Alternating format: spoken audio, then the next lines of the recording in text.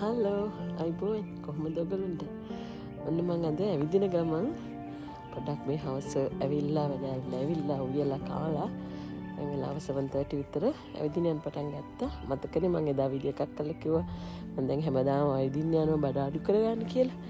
ඉතින් මේ යන ගමන් අපේ ගමේ විස්තර ටිකක් ඔයගොල්ලන්ට පෙන්නන්න හිතුවා.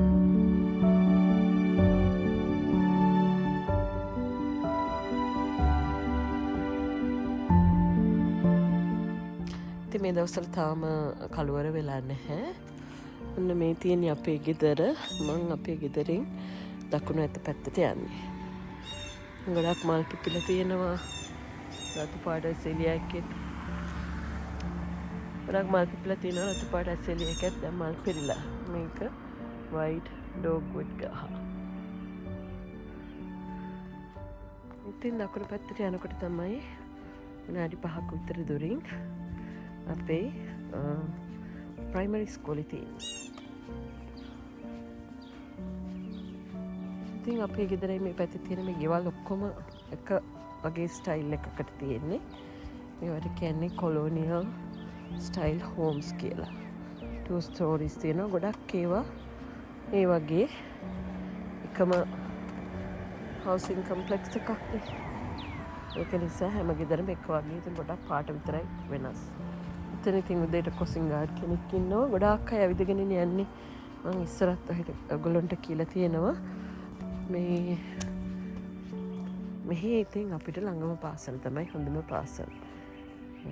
මොනවා කරත් ගෙවල් ළඟ තියෙන ඉස්කෝලේට තමයි අපි යන්න ඕනේ. අපේ ළමයි යන්න ඕනේ. ප්‍රයිවට් ස්කූල්ස් තියෙනවා. මම වෙනදත් කියලා තියෙන යන්න පුළුවන්. හැබැයි ඉතින් ඒවා යන්න අවශ්‍යතාවයක් නැහැ. අපේ ගෙදරට ඉස්කෝලෙන් ගහම ළඟ නිසා ඉතින් උදේට මේ හරිය ඉඳලම කාස් පාක් කරන්න පුළුවන් මේ සයිඩ් එකේ සයිඩ් ඔෆ් ද රෝඩ් එකේ ළමයිව පිකප් කරන්න එන අයටයි ඩ්‍රොප් ඔෆ් කරන්න එන අයටයි විතරයි.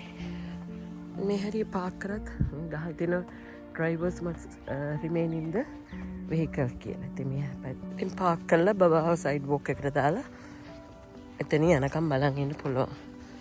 එතන ක්‍රොසින් ගාඩ්ස්ලා ඉන්නවා. අම්මලා ඉන්නවා. එළියේ ඉස්සරහා ටීචර්ස්ලා ඉන්නවා ළමයිව ගන්න. ඉතින් අර ඇතින් පේන්නේ අපේ ප්‍රයිමරි ස්කෝලේ grade 1 to 4 තමයි මෙතන තියෙන්නේ. ඉස්සර මගේ යන කාලේ grade 1 to 5 තිබ්බා.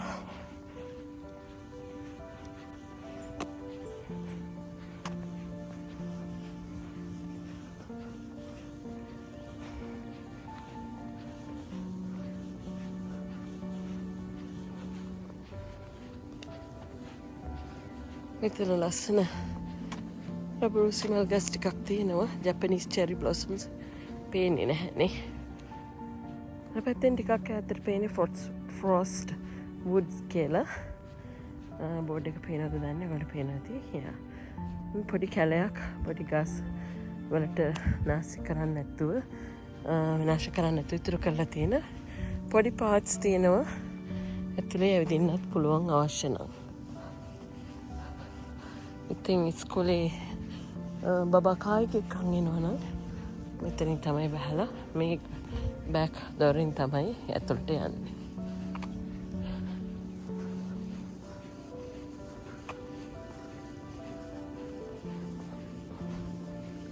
ඊත් ගොඩාක් තදින් හොළඟ හැමුව මේ මල් ගොඩාක් වැටිලා.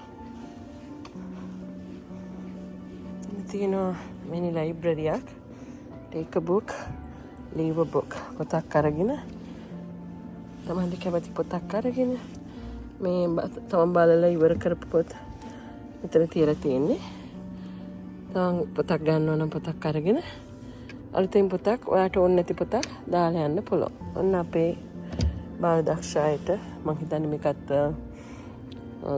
බොයි ස්කවුට් හරි ගර්ල් ස්කවුට් එකෙන් හරි කරපු ප්‍රොජෙක්ට් එකක්. හොඳ අයිඩියා එකක්.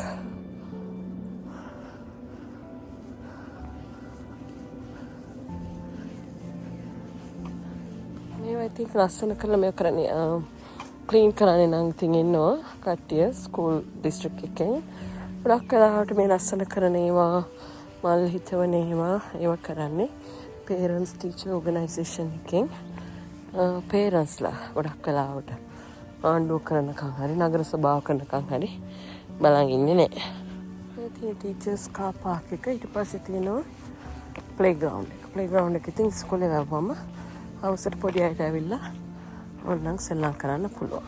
ඔයගොල්ලෝ පේනවා ඇති ගොඩක් සෙල්ලම් කරන අය ඉන්නවා. මේ ප්ලේග්‍රවුන්ඩ් එක මේ පාර්ට් එක අලුතෙන් හැදුවේ.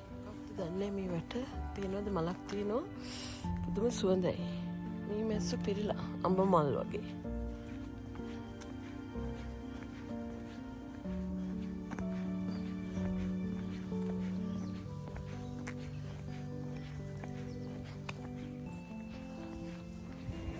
ඉන්ස්ට්‍රක්ෂන් එකක් කරනවා.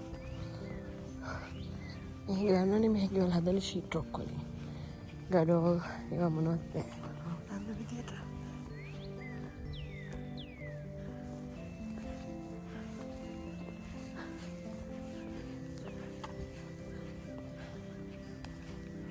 මේ මල් ගහේ දා මං වෙනකොට මේ මැස්සෝ හොංචොක්ම පිළ හිටියා.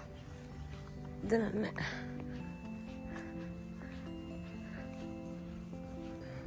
දැන් චෙරි බ්ලොසම්ස් වැටිලා මේ ඩෝග්වුඩ් තමයි හැමතැනම තියෙන්නේ. වයිට් එකයි පින්ක් එකයි ඩාර්ක් පින්ක් එකයි. කලර් කියලා තියෙනවනේ මෙහෙම තමයි මෙහි මොන හරි දැන්වීමක් ගහන්නේ. තාප්පවල බිත්තිවල දේවල් වල එහෙම අලවන්නේ නැහැ.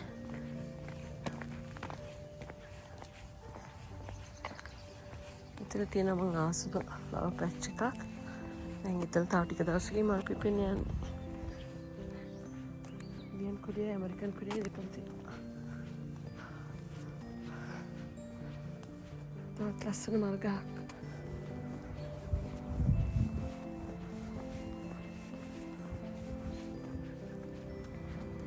අපි පාක් එක අද මට යන්න වෙලාවට වෙනදට මම ඔක වටේට ඇවිදිනවා.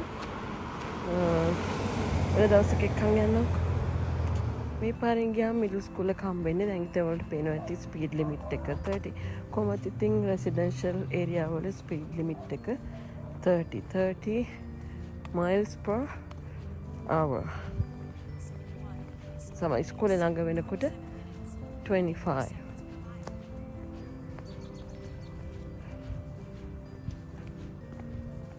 ඉතින් හැමතැනම බෝඩ්ස් ගහලා තියෙනවා, ක්‍රොසින් සයින්ස් තියෙනවා, බයික් ලේන් එකක් වෙනම තියෙනවා. ස්කෝලයක් ළඟ තියෙනකොට ඒව තමයි තියෙන සයින්ස්. බලන්නකො මේ මල් වැටේ ලස්සන. බයික් ලේන් එක වෙනම තියෙනවා, ඇවිදින්න වෙනම තියෙනවා, පාර වෙනම තියෙනවා. ළමයි ගොඩක් කරාට දැන් මෙතන තියෙන මිඩල් ස්කූල් එක, ඒ කියන්නේ grade 6 to 8. ඉතින් එතන සමහර වෙලාවට බයික් එකෙත් යනවා ළමයි. කිව්වේ දැන් ඉස්කෝලේ ළඟයි. ඉතින් ඔයාලට පේනත් ඇති 25 miles per hour. මම දැන් ආවේ ඉස්කෝලේ පිටිපස්ස පැත්තෙන්. ඉතින් one way ඉස්කෝලේ මං කිව්වේ මට මාවත් එක්ක ඇති මං කන්නේ තොගොල්ලෝ කියලා තියෙනවා. ඉස්කෝලේ ඉතින් තනි ලොකු බිල්ඩින් එක. මේක ලොකු ඉස්කෝලයක්. ගොඩක් ළමයි ඉන්නවා. මුළු ටවුන්ෂිප් එකේ මිඩල් ස්කූල් ළමයි ඉන්නේ මෙතනට. ඒ කියන්නේ එක ක්ලාස් එකක් වෙනවා 700 වගේ ළමයි. So grade 6, 7, 8 තියෙනකොට ගොඩක් ඉන්නවා. මේ හැබැයි එක තනි බිල්ඩින් එකක් තමයි තියෙන්නේ. මොකද සීත කාලේ මෙහෙට යන්න පාස් වෙන්න. 2 story බිල්ඩින් එකක්. ගොඩාක් ලොකුට මේ වටේම තියෙනවා. අද මම ඉතින් වටේ යන්නේ නෑ. අපි අය ඇවිදගෙන එනකොට මේ දොරෙන් තමයි අතුරට යන්නේ උදේට. මේ තමයි ඒගොල්ලෝ ඇවිදගෙන එන පාර. ඇවිදගෙන ආපු. දැන් නම් ඉතින් ඉවරයි. මේ ස්කෝලේ ගිහිල්ලා ස්කෝලේ සීමාවක් හරි ෆන්ක්ෂන් එකක් තියෙනවා මම හිතන්නේ. කාර් ගොඩක් නවත්තලා තියෙනවා. ක්‍රොසින් ගාඩ්ස් වල ඉන්නවා මෙතන. උදේට මේ ක්‍රොස් වොක්ස් වල විතරයි ළමයි යන්නේ. ළමයි යන්න පුළුවන්. මේ හරියට කාසලින් යනවා නම් එතනින් ඒතර අතනින් පිටිපස්ස දොරෙන් ගිහලා බස් යන්න පුළුවන්. ඉතින් රූල්ස් ගොඩයි. පින්ක් ලයිට්ස් එකෙන් සරසනවා. කවුද දන්නේ ඔකේෂන් එක.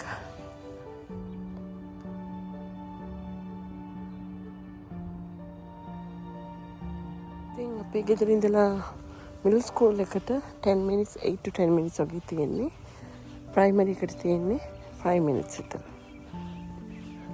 තාම හදිසියෙම කලවර වැටලා නැහැ. තනියම ඇවිදින්න යන්න පුළුවන්. ඉතින් මෙහෙත් කලවර වටනත් තනියම ඇවිදින්න පුළුවන්. එහෙම බය වෙන්න දෙයක් නැහැ. දවසකට 10,000 steps ඇවිදින්න තමයි බලාපොරොත්තු. එහෙනම් අපි ගෙවල් ළඟටම දැන් ආවා. ඉතින් පේන්නේ මගේ උණු පඳුර.